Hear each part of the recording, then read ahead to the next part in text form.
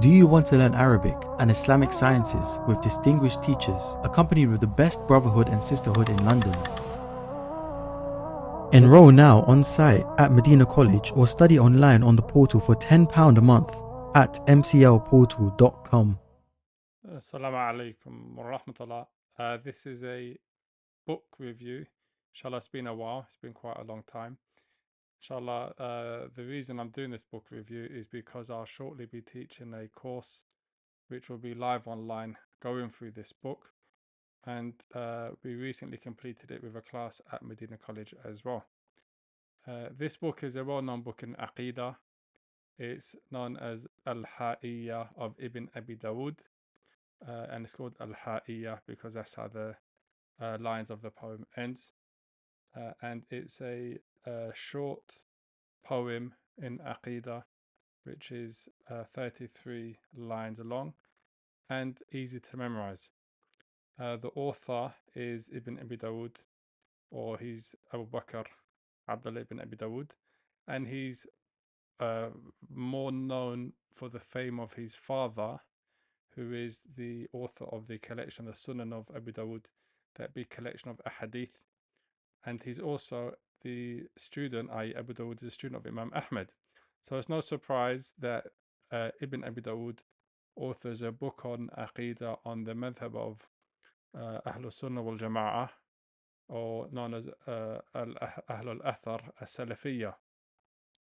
So this manzuma, even though it's short, or this qasida, even though it's short and that is only 33 lines, it's from the early books on Aqidah, in that the author, he was born in the year 230 Hijri and died in the year 317 Hijri. So he lived 87 years old, and he authored this manzuma. Now, there's a few explanations. It's well known, the manzuma. There's a few explanations, which are famous contemporary explanations. We're going to look at two of them. One of the explanations is the one by Sheikh Abdul Razak al-Badr, which is called Tuhfat al-Siniyah. As you can see, it's by Sheikh Abdul Razak ibn Abdul Muhsin al-Badr. This is a PDF copy, and I've got a physical copy here. So this is one which is beneficial. Obviously, the Shaykh is well known for his knowledge of Tawheed and Aqidah specifically. He teaches that a lot, as well as for his uslub and his akhlaq. He's well known. This one is 136 pages. Okay, this one is 136 pages. No, and the book, it starts off by speaking about having holding fast to the Book of Allah and the Sunnah. Then it speaks about some of the sifat of Allah subhanahu wa ta'ala that you find different groups and sects go astray in. It speaks about the issue of qadar. It speaks about the issue of iman and the murtakib al-kaba'ir or kabira, the one that does a major sin, the hukum of Ahlus-Sunnah Wal-Jami'ah concerning that person. And it speaks about iman going up and down and the definition of iman. That's the general of the book, and the explanation goes into that by adding evidence. Right. So if you look, for example, I just had a quick look. He begins by giving an introduction to the biography of the author, where he mentions his name, when he was born, right? He's seeking knowledge, right? As well as some of his shuyukh. Obviously, as is the case, his first sheikh is his dad, right? He narrated from his father, Rawa and Abihi. Some of his students, right? What the scholars say about him, right? The praise of the scholars for him. And that's in the introduction that the sheikh he does. And then after that, you see the nas of the manzuma, the text itself, right?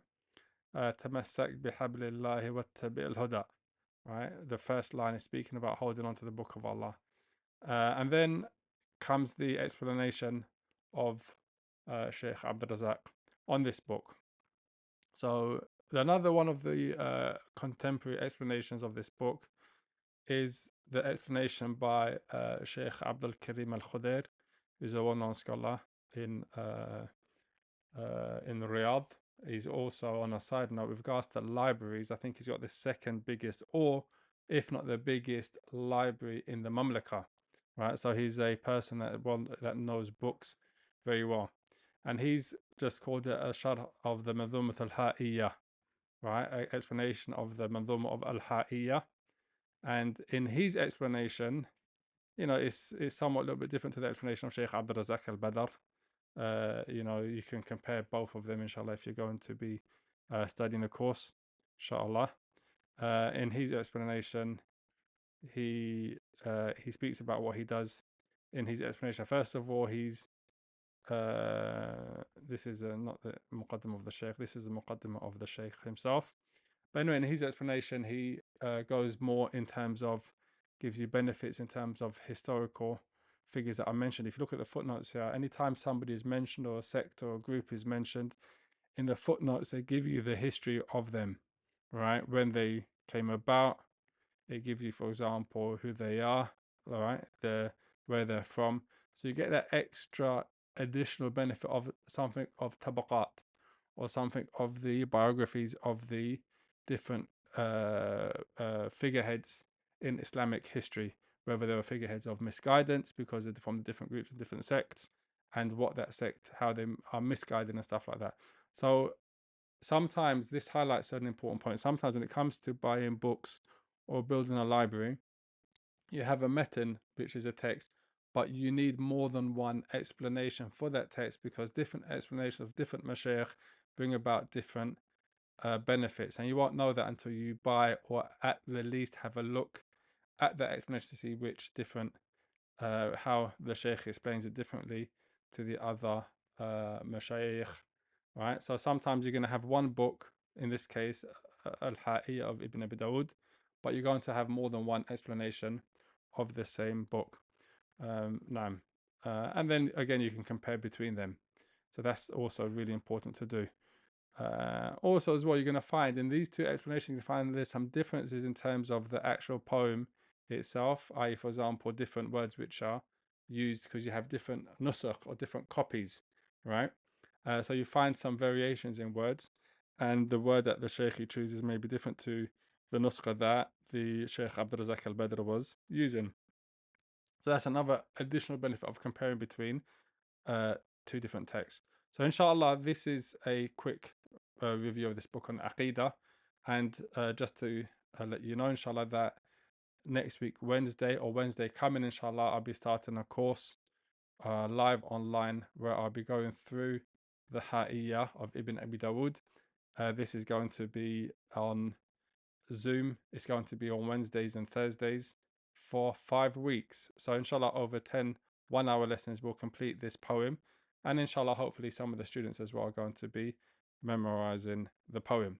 So if you want to sign up, there's going to be a link below, inshallah. If not, then comment and someone will share the link, or it will be on the Telegram channel for Medina College. Assalamu alaikum wa rahmatullah. Do you want to learn Arabic and Islamic sciences with distinguished teachers, accompanied with the best brotherhood and sisterhood in London? Enroll now on site at Medina College, or study online on the portal for £10 a month at mclportal.com.